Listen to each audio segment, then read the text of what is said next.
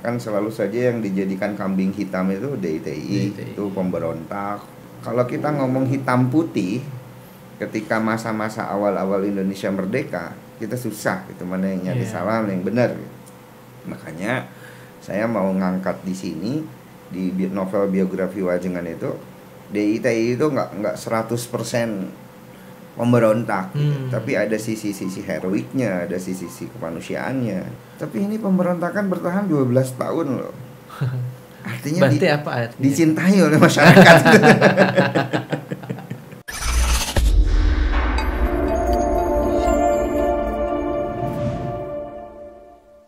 Bismillahirrahmanirrahim. Assalamualaikum warahmatullahi wabarakatuh. Selamat siang pemirsa IDTV dimanapun berada.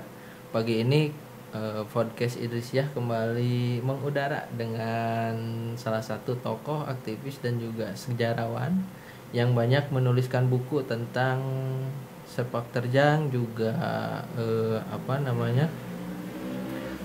kontribusi para kiai-kiai di Priangan Timur. Nah, tentu saja ini sangat menarik untuk kita bahas karena begitu besar peran kiai untuk membangun peradaban, membangun umat.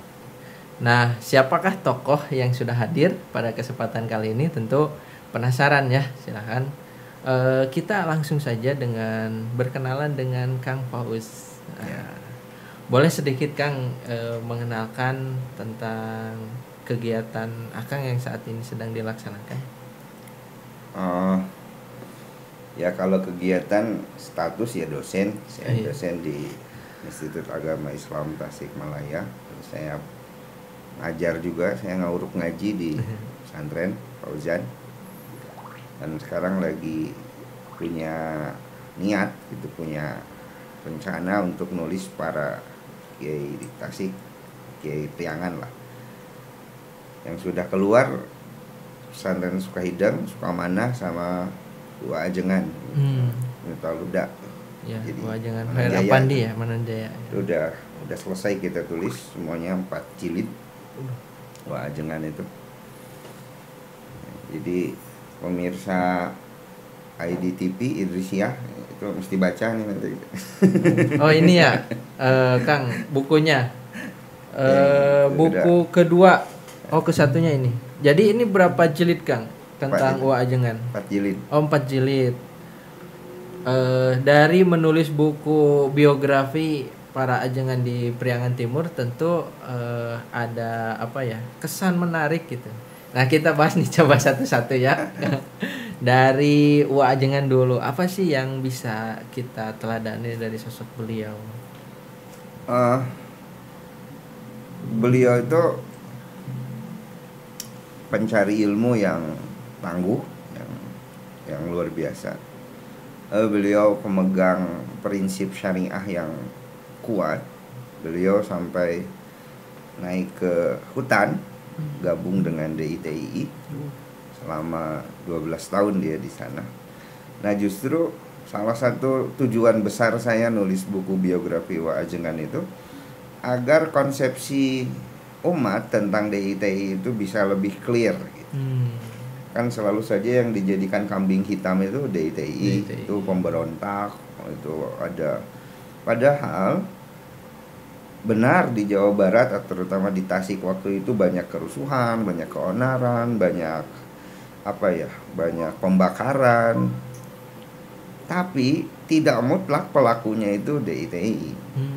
Dalam penelitian saya bisa jadi itu adalah komunis, bisa jadi DITI, bisa juga orang-orang yang ketika Bandung Lautan Api lalu mereka orang-orang Bandung hijrah ke sini, mereka itu kehilangan sabar, akhirnya jadi maling gitu. Itu orang-orang yang kayak gitu yang susah hidup dulu di Tasik. Kemungkinannya banyak gitu. Tapi karena sejarah itu ditulis oleh para pemenang gitu, akhirnya yang dijadiin kambing hitam adalah Darul Islam. Jadi, padahal kalau kita ngomong dosa kemanusiaan, ya maklum zaman perang, TNI itu pernah melakukan camp konsentrasi di Ciranca, kata Thomas. Itu bikin konsentrasi dari tahun 54 sampai tahun 62. Di sana ada kejahatan kemanusiaan yang luar biasa dilakukan oleh TNI, oknum-oknum TNI. banyak gitu anak-anaknya korban-korbannya sekarang itu masih traumatik gitu. Itu di Cirancang. Artinya kalau kita ngomong hitam putih ketika masa-masa awal-awal Indonesia merdeka, kita susah gitu mana yang nyari salah, mana yang benar gitu. Makanya saya mau ngangkat di sini di novel biografi Wajengan itu, DITI itu nggak 100% memberontak gitu. Tapi ada sisi-sisi heroiknya, ada sisi-sisi kemanusiaannya, ada sisi-sisi positifnya juga. Karena selepas perjanjian Rempil lalu TNI hijrah ke Jogja, siapa yang ngejaga Jawa Barat kalau bukan DITI?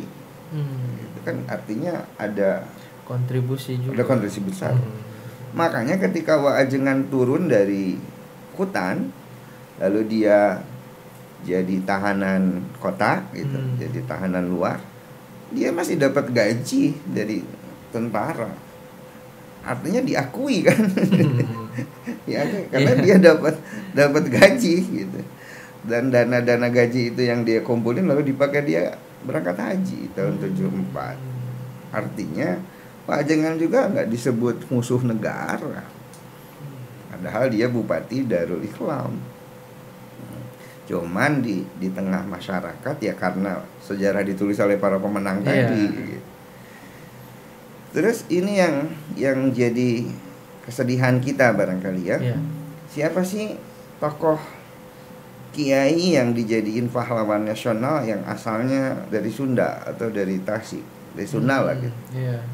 Satu K. Haji Mustafa. Kemarin mungkin Ahmad Sanusi dari Sukabumi, itu baru 2. Kiai Haji Mustafa. Hampir kiai-kiai yang disodorkan atau ditawarkan atau diperjuangkan jadi pahlawan nasional, semua terhenti karena dia terlibat DITI. Padahal di Tasikmalaya di Periangan waktu itu siapa yang nggak jadi DI? Semuanya jadi DI. Cuman masalahnya ada yang aktif, ada yang tidak aktif. Waajengan misal, Waajengan itu masuk DI dan aktif sampai naik ke atas. Tapi Kiai Sukahideng, Kiai Haji Wahab Muhsin itu majelis tahkim DITI tapi nggak aktif.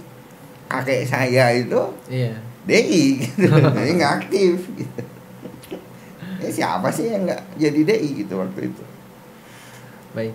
Oh, jadi pelurusan sejarah ini menarik tentang DITI di pergerakannya di Tasikmalaya kan. Ternyata dalam dua sisi kacamata, dalam kontribusinya terhadap negara pun ada sebetulnya DITI. Nah, terkait dengan rencana nih, saya pengen menggali kan DITI ini kan dalam sejarah disebutkan ada rencana mengkudeta gitu ya, betul? Mungkin mengkudeta waktu itu tentang fase pemberontakan pada saat Indonesia baru merdeka.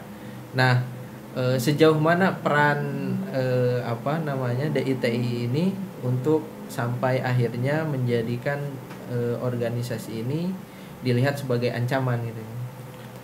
Begini, perjanjian Renville, Sumatera Barat, Jawa Barat, Kalimantan Selatan itu diberikan ke Belanda. Utusan Indonesia waktu itu adalah Amir Saripudin. Amir Saripudin komunis. Makanya basis-basis Islam itu diberikan ke Jawa Barat, diberikan ke Belanda, termasuk Jawa Barat. Akhirnya Jawa Barat jadi negara Pasundan, milik Belanda. Nah, orang Jawa Barat kan nggak mau. Didirikanlah DITI. Jadi DITI itu didirikan untuk melawan negara Pasundan, bukan melawan NKRI. Oh, gitu ya. Ya kan gitu. Nah, ketika tahun 49 perjanjian Meja Bundar, Jawa Barat itu oleh Belanda diberikan lagi ke NKRI. Nah, orang Jawa Barat, Kiai Jawa Barat, hari kamari kamar wae gitu. Iya. Baru sadar ya. Gitu. Jadi awalnya dari Renville, Amir Saripudin yang tokoh komunis itu. Nah, ketika selesai perjanjian Renville, Soekarno juga marah karena Jawa Barat, Sumatera Barat diberikan ke Belanda. Jadi DITI itu didirikan untuk melawan negara Pasundan. Clear ya? Clear. Nah, cuman ketika yaitu tahun 49, 28 Desember 49, konferensi meja bundar, Jawa Barat itu diberikan lagi ke Indonesia. Nah, para kiai Jawa Barat terpecah. Ada yang bergabung dengan NKRI, ada yang ingin melanjutkan perjuangan. Yang ingin melanjutkan perjuangan di Darul Islam salah satunya Waajengan. Walaupun nanti tahun 62 akhirnya clear, semua turun. Dan ada dalam pangkuan NKRI. Makanya kalau ada sekarang HTI atau NII yang mengklaim dengan Darul Islam zaman dulu, nggak ada irisannya sama sekali. Jauh berbeda sekali. Nggak ada. Tahun 1984 Abu Bakar Bashir itu datang ke Waajengan, ke Miftahul Huda, Manonjaya, itu dimarahi supaya kembali ke Pancasila. Tahun 84 itu Waajengan, Abu Bakar Bashir, Abdullah Sungkar waktu itu, Kiai Haji Yoyo, itu pentolan Jemaah Islamiyah gitu. Datang ke Waajengan itu langsung disuruh mengakui negara kesatuan, disuruh kembali ke. Jadi Waajengan udah clear NKRI. Oke, berarti dalam DITI ini ada yang menunggangi juga ya, banyak yang mengatasnamakan, sehingga terjadinya salah persepsi dan sehingga mungkin di masyarakat juga baru tahu nih tentang fakta sejarah.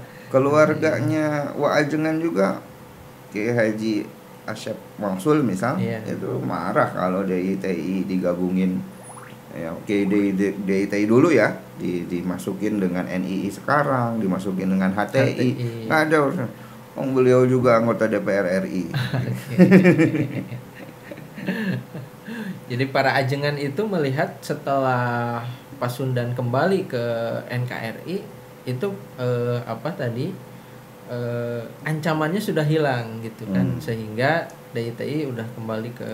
Nah, di sana ada kebagi dua, ada yang kembali ke NKRI, ada yang melanjutkan perjuangan. Nah, cuman kalau berperang di kampung-kampung, kan mereka disebut pemberontak nih oleh NKRI. Akhirnya pilihannya naik ke hutan, karena kalau perang di kampung sipil yang kena. Tapi ini pemberontakan bertahan 12 tahun loh. Artinya dicintai oleh masyarakat. Banyak pendukung. Lama ini Kalau yang lain-lain kan pemberontakan Madiun, PKI gitu. Itu paling sehari 2 hari selesai gitu.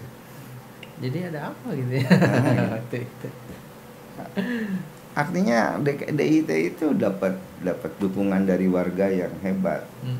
Karena warga Jawa Barat merasa ditinggalkan dulu oleh NKRI di perjanjian Renville. Oke, berarti kebanyakan dari pendukungnya adalah memang yang salah satunya adalah mungkin santri juga para ajengan gitu ya mendukung. Nah Kang, selain Waajengan apalagi Kang yang ditulis mungkin? Awalnya saya nulis K. Hajat Mustafa ya, Sukamanah. Sukamanah. Ya, alma mater saya kan dari Sukamanah, Sukahidang. Iya. Nah sekarang kita cerita tentang Kiai Haji Zainal Mustafa Kang. Nah sebagai seorang tokoh pahlawan nasional, juga beliau adalah seorang ulama.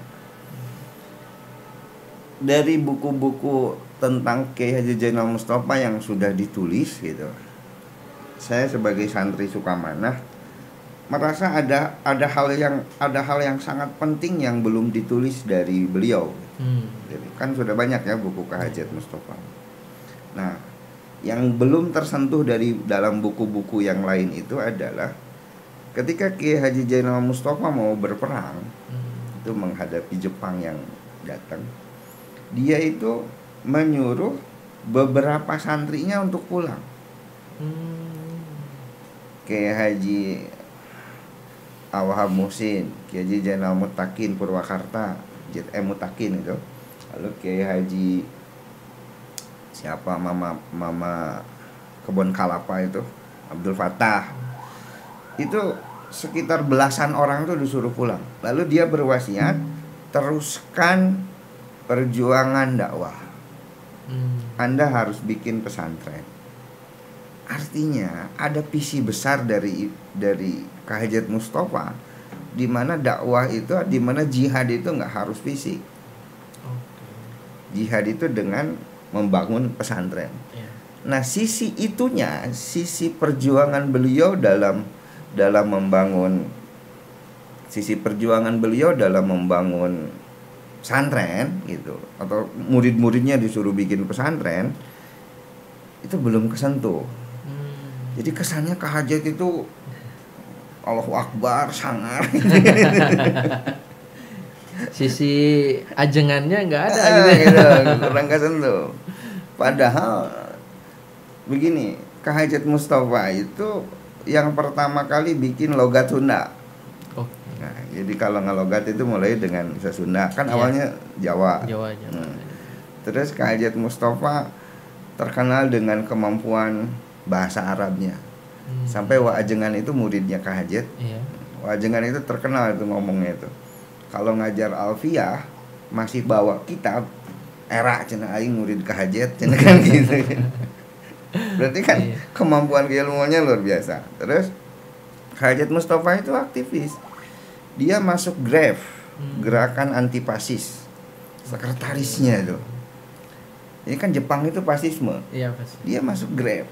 Dia bergabung dengan pergerakan komunis merah. Dia gabung untuk ngelawan fasisme. Artinya mobilitasnya tinggi. Ya itu mah oke lah gitu ya. Itu ya tapi rata-rata orang berbicara Kak Hajat itu selalu ngomongin sisi sangarnya gitu, sisi sangarnya. Nah, saya menghadirkan Kak Hajat Mustafa di buku ini.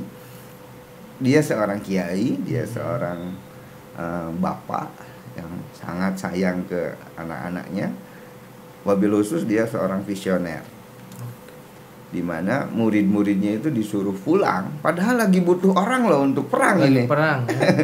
Untuk perang dia butuh pasukan, disuruh pulang dan disuruh membangun pesantren. Sukamana sekarang? Ya pesantren Sukamana. Nah, salah satu muridnya itu yang pulang nanti di Sukahidang, ya Haji Awhab Musin, lalu Waajengan, banyak lah murid-muridnya, Mama Makmun di Cigalontang, itu murid-muridnya Kak Hajat yang disuruh pulang, padahal lagi butuh orang untuk berperang. Artinya ada visi besar beliau. Itu Kak Hajat Mustafa. Nah, yang kedua saya tulis itu guru saya. Itu guru saya di Sukahidang, karena saya nyantri di Sukahidang. Haji Awhab Musin. Beliau muridnya Kak Hajat. Sekaligus masih ada hubungan keluarga. Masih keluarganya, keluarga dekat. Apa nih Kang yang bisa kita ambil untuk dari sekian banyak buku yang akan tulis, pesan untuk para generasi sekarang? Jangan melupakan perjuangan guru-guru kita lah, para kiai, wabil khusus yang dekat dengan kita. Nah, ini yang saya agak ngeri itu ya. Kalau ngomong kiai itu kesannya itu jadi di Jawa semua gitu. Saya bukan berarti rasis, bukan gitu. Kita hormat ke kiai-kiai Jawa gitu. Kita hormat, cuman kiai kita juga banyak, kiai kita juga keren gitu. Masa kita orang Tasik nggak tahu Kak Hajat Mustafa, kan ngeri gitu. Saya nanya waktu saya jadi guru di SMK itu, nanya, tahu nggak Kiai Haji Mustafa? Nama jalan Kang Cihideng gitu kan. Kan ngeri gitu. Terus ya nggak kalah hebat itu keilmuannya, nggak kalah hebat. Beliau misal Kiai Haji Awhab Musin,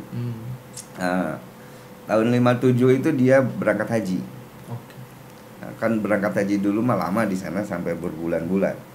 Dia pulang ke Indonesia itu bawa ijazah sanad 7 kitab, Bukhari, Muslim, Johar Tauhid, Ihya, terus Alfiyah, Johar Maknun, Jamu Jawame, dia bawa itu. Artinya kan keilmuannya diakuin oleh Haram. Jarang lah ulama yang begitu. Jarang lah begitu. Itu orang tua kita, itu guru kita yang dekat dengan kita. Ya harus tahu dong publik kita punya nih orang tua, kita punya guru kita yang begini gitu. Walaupun akhirnya kita malu gitu karena prestasinya luar biasa.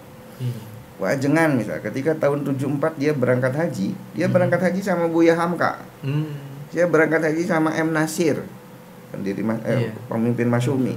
Lalu ada pertemuan alim ulama sedunia di Mina itu, yang disuruh ceramah untuk mengutus yang jadi utusan Indonesia Wajengan, bukan Buya Hamka, bukan M Nasir. Artinya internasional, gitu. Tinggal kita menggalinya aja. Kita kan kalau tidak ada kebanggaan, tidak akan ada kemauan untuk kita bangga lah punya orang tua seperti ini, dan kita bikin kita malu gitu. Karena kita nggak ada apa-apanya dibanding mereka. Jadi anak sekarang itu sangat membutuhkan sosok mungkin sekarang figur yang terus mengajarkan mereka, menuntun mereka mungkin. Makanya kita tulis dalam bentuk novel. Biasanya kalau ditulis dalam buku biografi ketat gitu, itu jarang ya. Nggak menarik. Jadi susah ya? Jadi penghuni perpustakaan. Minat bacanya tinggi, daya bacanya rendah gitu. Makanya kita tulis dalam bentuk novel, jadi kita biar terutama orang milenial lah, teman-teman milenial lebih bisa diterima. Ya, alhamdulillah sekarang juga Saada Mustafa misalnya itu di pengkonsumsinya kebanyakan orang-orang milenial gitu, anak SMA, anak mahasiswa. Dari survei kita itu pengkonsumsinya, lalu sudah ada penelitian skripsi, penelitian tesis tentang novel-novel ini. Ya, berarti kan masuk ke kelompok-kelompok milenial. Kemarin di Unsil ada yang skripsinya ngebahas tentang Saada Mustafa gitu. Lalu ngebahas, ada yang tesisnya ngebahas membuka hidayah gitu. Ya kan seneng lah saya gitu, seneng gitu. Oke, luar biasa Kang. Jadi banyak ilmu nih, saya kayaknya harus beli bukunya Kang. Ya harus lah. Ya. Pemirsa nih, saya sekalian